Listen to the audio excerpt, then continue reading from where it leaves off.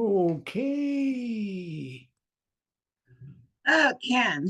So we talked about the US a little bit Yeah. last time, but with the technology and everything that we have in today's world, I think maybe it's expanded to the world a little bit. And we're reaching many, many more places with our actions and any actions anybody does. And I want to say hi to everybody also. I'm sorry. Hi, folks. I'm Ken. That's Monica. We're two crazy old people and we love to talk. Yeah, I was crazy. What can I say? So, yeah, well, I don't know.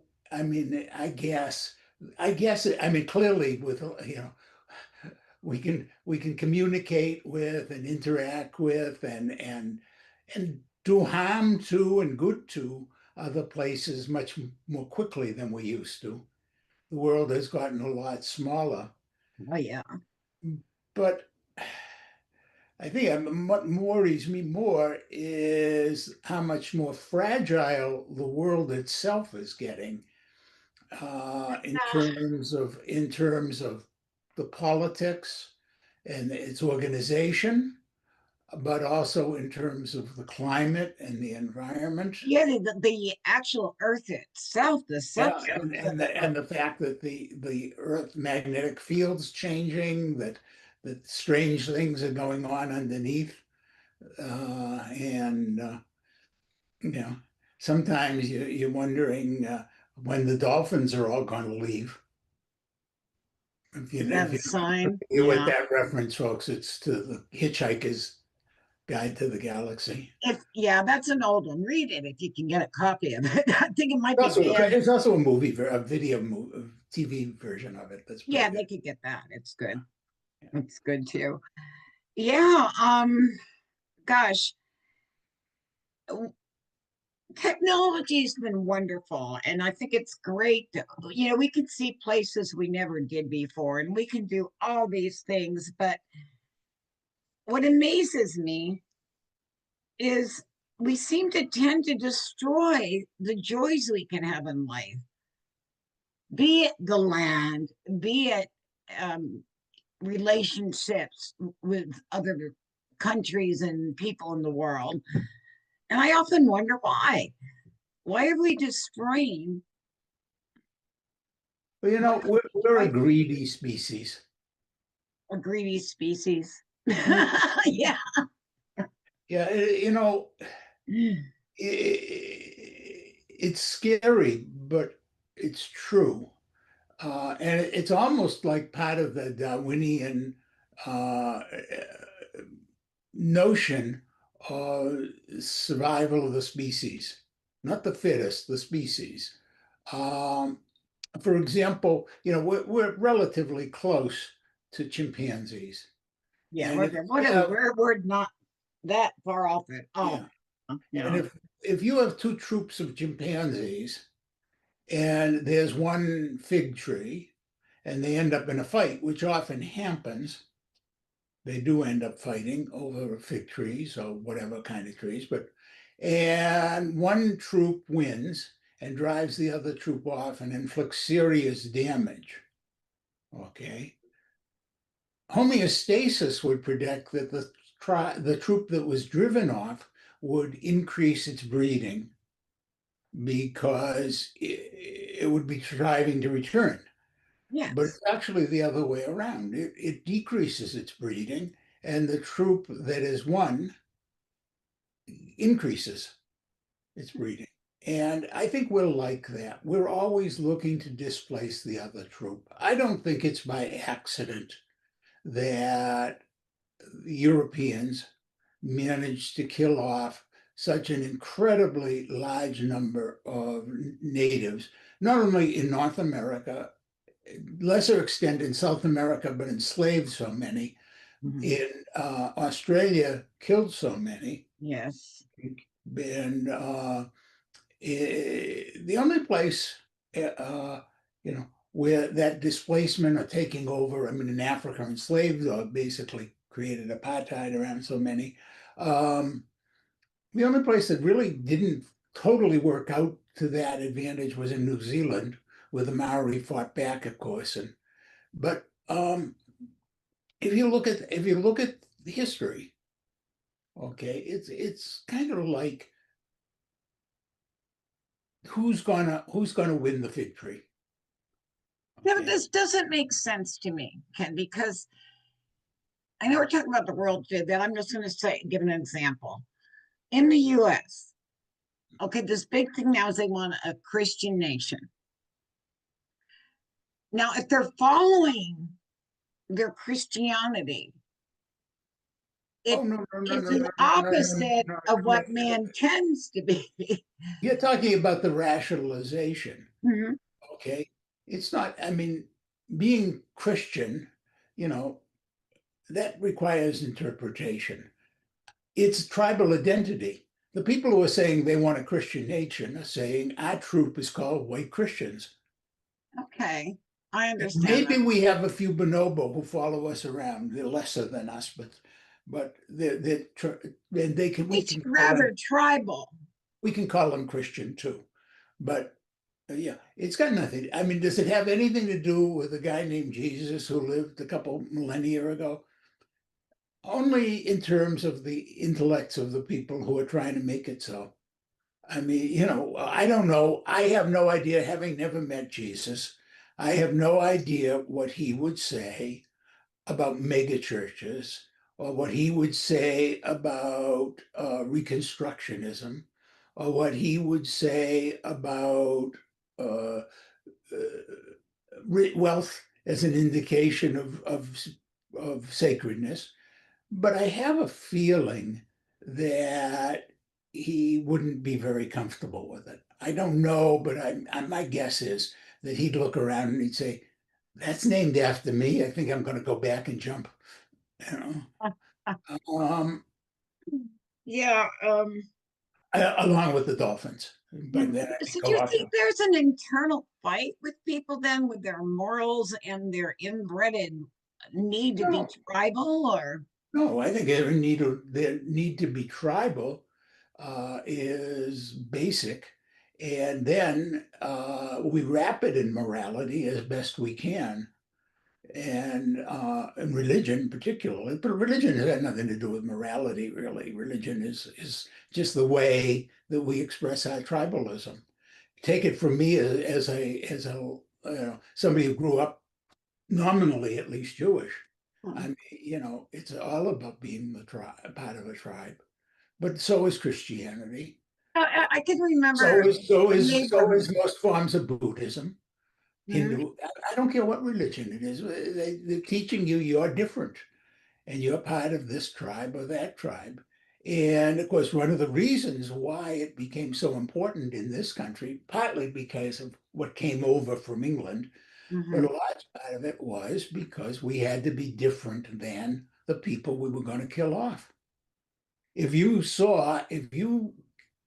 go out like to Western Massachusetts, you're one of those early Puritans, and you're going out there into the beautiful Berkshire Mountains, which you named for a part of England. It's obviously not what the Native Americans who were living there called it, right? No, And you take it over, and you're going to drive these people out, give some of them smallpox, whatever, practice germ warfare.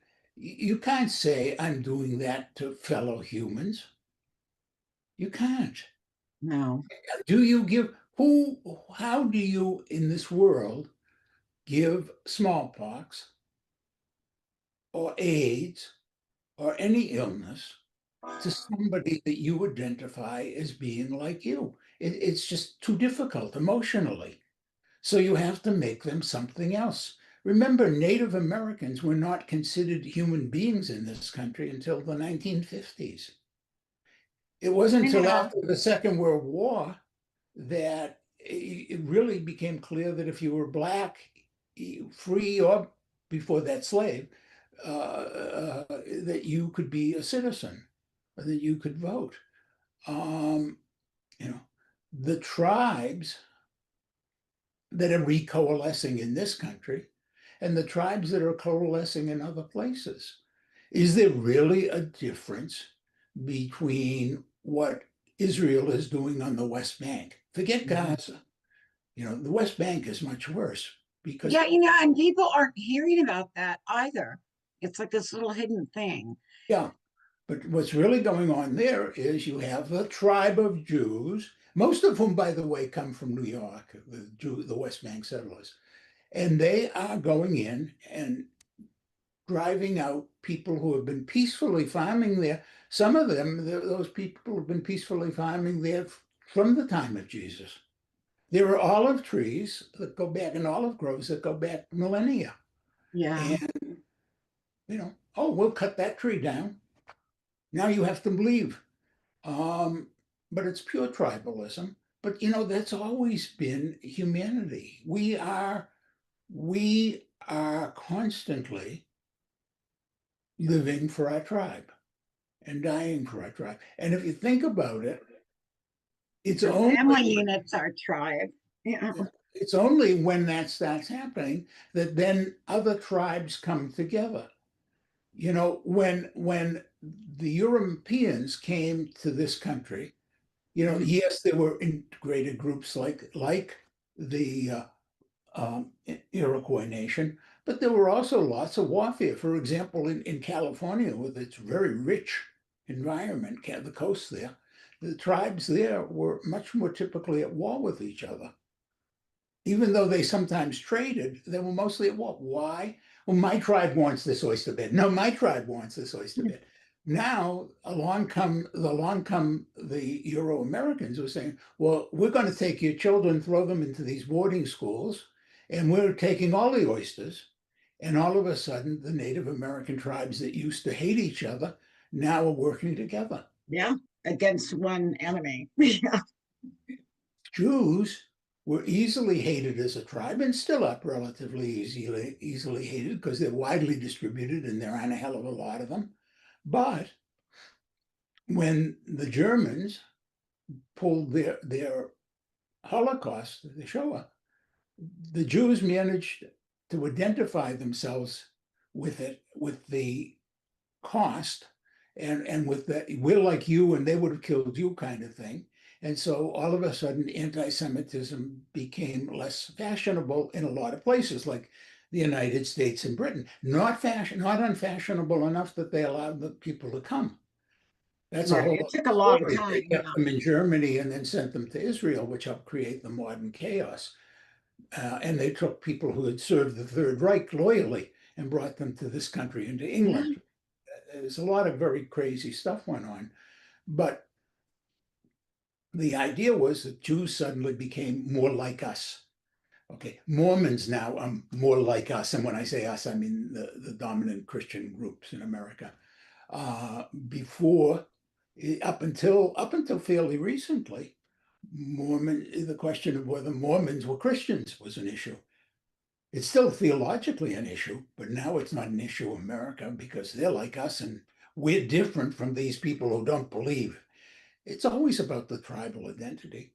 Hmm. We do things to mark our tribe membership, like, Jews get circumcised their boys, you know. In Africa, they tattoo foreheads, things like that. It's sad to think, but the reason that we even had work for people that came here was to build these corporations and everything. Well, And it you rather, mean the settlers who came here?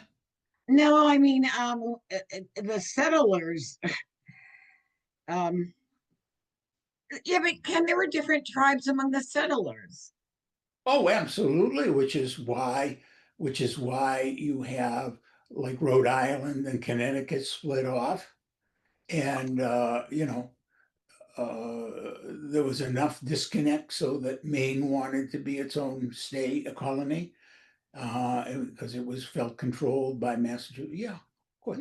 And of course, there were different backgrounds. I mean, Maryland was displaced Catholics who certainly did not feel at one with the people next door in Pennsylvania who were displaced uh, Friends, Quakers. Yeah, the Quakers were there. I grew up around the Quakers. It was great. But they all came together to form one bigger tribe called America, the United States, because they had another tribe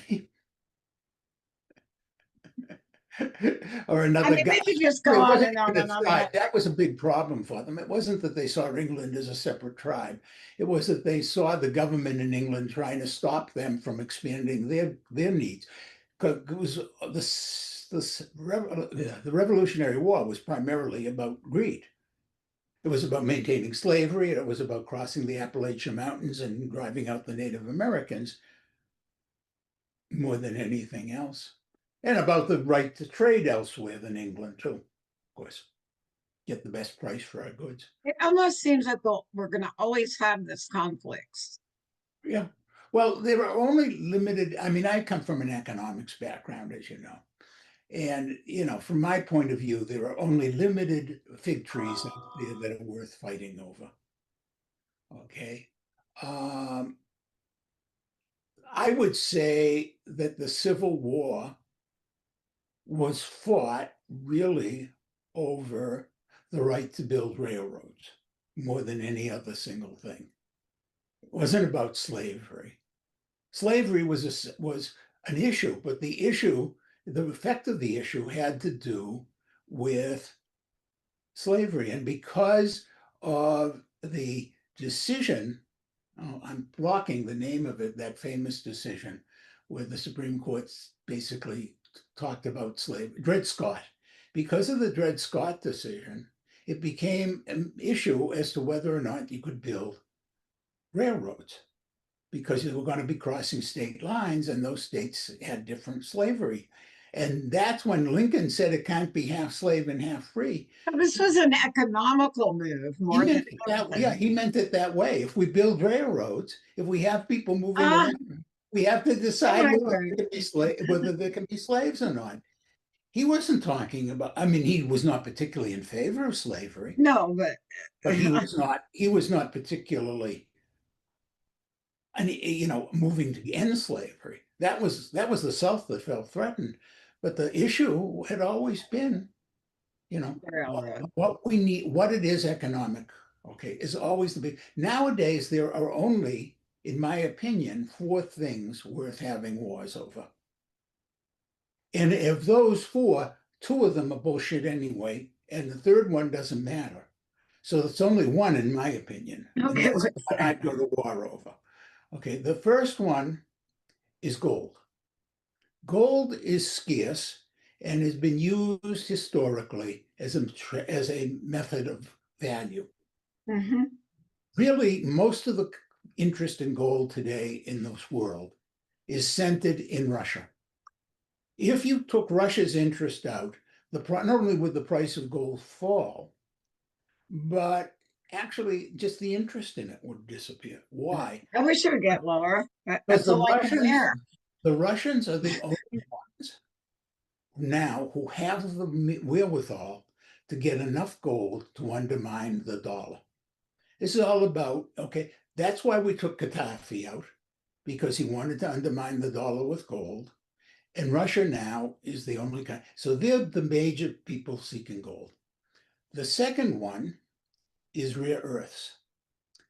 Rare earths are very valuable. What are they called? Rare earths, things like lithium, cobalt, Oh, okay. All right, all right. they are valuable, but they're really not as hidden or unavailable as we used to think they were. There's lots of them in Africa. There's lots of them in the stands. The stands are the countries in the western side of Asia, eastern Russia, and then Kazakhstan and You're Uzbekistan. drawing us a map. That whole area is, and now we're finding some here in the United States. They just recently found a huge deposit in Utah. The problem is getting it out. It's pretty poisonous. It's pretty I dirty. heard it's very dangerous for people Yeah, handling. it's a danger. And of course, the Chinese, since they put a much greater value on product than on life, Yeah. because you're part of the collective. It's a different social connection. Um, I've been more willing to go after that. Yeah. But because there is so much, and given the fact that, hey, we are on the edge of this great technological revolution, I don't see that worth going to war for. All you have to do is figure out how we're going to mine it without disrupting the environment as much as we had been, and without exposing people as we had been. And I think we can do that. Disposal of it itself, because that's a problem. Well, some of the things, yeah, that's another area. But again, this is, how do you do that? How can we figure that out? Yeah, I think we will. Okay. Bottom line is the next thing. Okay, the next is I think that that's a solvable in the not too distant future. The third thing that is worth going to war over is oil. Now, the only country that seems to be really determined to go to war over oil is the United States. We Yes. just invaded Venezuela. We've been at war basically with Iran, and it's primarily been about oil, although it's also the whole Israeli connection. It's a whole other thing. But oil, we have this thing about oil. The rest of the world is going to be using more and more atomic energy. Yes. Why? Because you can only use so much wind and so much solar because there are limits to it.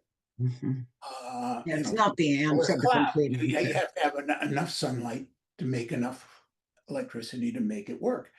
You can't use tide if you're not near an ocean, and so on and so forth. This country was built on gasoline. Yes. Part of the reason it was built on gasoline was because, certain people decided it should be and invested that way. It could have been alcohol driven cars. We could have had all other kinds of automobiles. That would be more fun, I tell you that. But now we become oil obsessed. But is it really worth doing? And the answer is no. We have enough oil to meet all our needs for God knows how long if we don't burn it. If we burn it, we end up making toxic environment. We would be better off helping everybody switch to other methods. And particularly, I have to say, I think as we go forward with atomic and especially fusion. And one thing I'm going to stop for a second to give Donald Trump credit that he has been calling for fusion, which is good thing. I think he's right on it. I don't know about the way he's going to try to obtain it for this country, but I Right. think the idea of getting it is very good. But the idea, yeah. So Well, we certainly need now other I've sources. named three. The fourth one is where we grow food. Mhm. The ultimate things we need food, we need oxygen, and of course that means we have to grow plants. Oh, Okay? And we need uh, sunlight, food, and water. And we need water. Of all of those, the one that is most difficult to come by is potable water. Now, you can desalinate, but you can only desalinate so much because then you're producing too much salt. And what do you do with all this leftover salt? Okay. So you need fresh water. Okay. That is probably the most important thing. What you need land, but not as much as you need water, because you can't grow everything hydroponically and aquaponically, but you can grow a heck of yeah, a but lot you of, can grow substantial amount of things, and yeah, they're great. Yeah, I wish more people would do that type of thing. yeah, yeah. Well, we've had somebody on the show who was Yeah, it is great. so that would be the way to go forward is where do we find the water? Now, in this country, we are incredibly self-destructive. Our aquifers are going down, down, down. The aquifer is the water that's under the ground. So, like right now, they say California, where you are, is no Yeah. longer in drought condition. That means that in the last year or so, enough rain has fallen that it has met the water needs. but Right. that does not replenish the aquifer. No, no, And so because we're another gonna go dry into the year, and dry that, season. yeah, Mhm. there's no rebound there. In most of our beef producing and hay and grain producing, wheat producing part of this country, we've depleted the aquifer.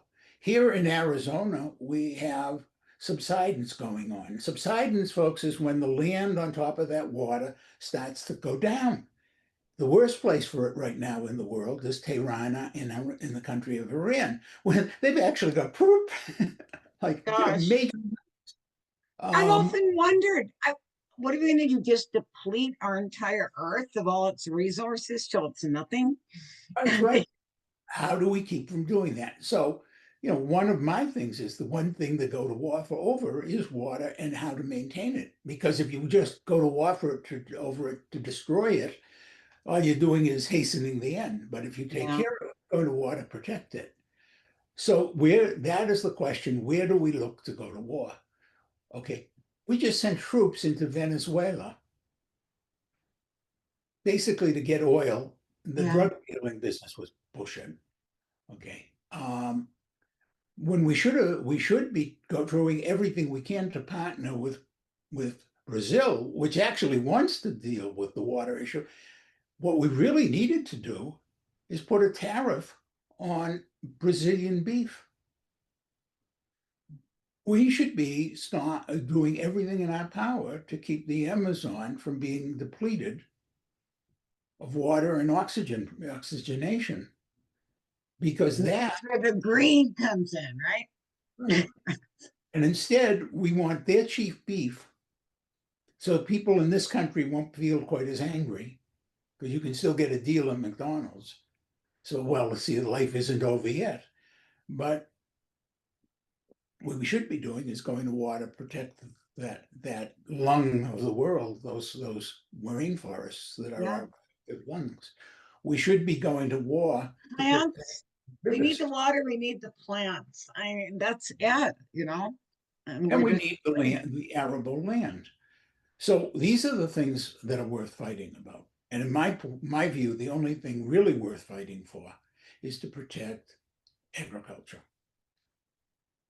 And in point of fact, if there is one reason, better reason than any other, that Europe and the United States should be involved in Ukraine, it's because Russia is doing just that. They're fighting to gain agricultural land and water.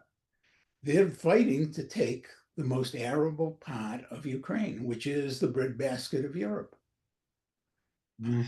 And I don't blame them for wanting it. I blame us for letting it happen. Yeah, I do too, because we what we did and then turned our backs on them. That's just not it's not honorable at all. It's not putting great messages out, but hopefully we'll learn from that one. Or let's go back a step further than that. And instead of thinking about it tribally, what if we had said way back when Russia was going on about it, saying, hey, how about we figure out a way to protect all of this agriculture and water so that both of you countries are better off? I know if we work together to help Mhm. each other meet their needs, it would be great. But here we go with the greed part of it. They probably couldn't make a bunch of money then, right? Well, we're about out of time, Dan. And great conversation. I learned a few things I didn't know. And I'm hoping that people will think about it and what they can do to help keep our environment as clean as possible. Yeah, I enjoyed this. I know I did a lot of talking. Sorry about that, folks, if I tend to monologue. Please contact us on Facebook, through my webpage. I'm the only Kenneth Ween, so it's easy to find me. On Facebook, Monica, Twitter, wherever you look for us. Twitter, that's an old term. X. But Especially for crazy old folks, and yeah, and you'll the find crazy old folks, that's our Facebook page. Please, yes, it please, is. and tell us what you'd like us to talk about and what you'd like to come on Yeah, and talk yeah, come about. on sometime and chat with us. We'd love to hear from. We'd like to hear different points of views, and we promise we won't judge you. And about talking about international affairs and history and stuff like that. And you may have noticed that I have this rather strange kind of brain that, I have all this stuff that goes together in it that doesn't go together anyplace else. Like, what was the last time, seriously, folks, if you think about when you were studying American history and they told you about the Revolutionary War, did they tell you about crossing the Appalachian Mountains? No, They tell you that slavery was under attack in England? no. They told you about tea. Right? Yes, it When was they told tea. you about the Civil War, did they tell you about building railroads and the issue of the Dred Scott decision and why it was so deadly to the country? They mentioned Dred Scott and talked about how it made Lincoln president, but they never talked about his commitment to the railroads, did they? He was a railroader. His son went on to be a railroad lawyer too. So, I know that was a big race to get that done. That's a whole story in itself, how they did the railroads across the country. so folks, join us, learn some stuff, maybe tell us what you know, and teach me some stuff. We have one guy, we have to have Mike Phillips on. He's a history professor. I think everybody Is would he enjoy fascinating? him Yeah. so When Mike much. comes on, I shut my mouth and listen because he knows a lot more than I do about a lot of things. Yeah, he's very, very interesting and great teacher, great educator. Mhm. So, professor, by the way. Okay, folks. Well, stay in touch. Tell everyone else to watch us, and we want to hear from you. And as Yep. always, lots of love. Love and keep crazy.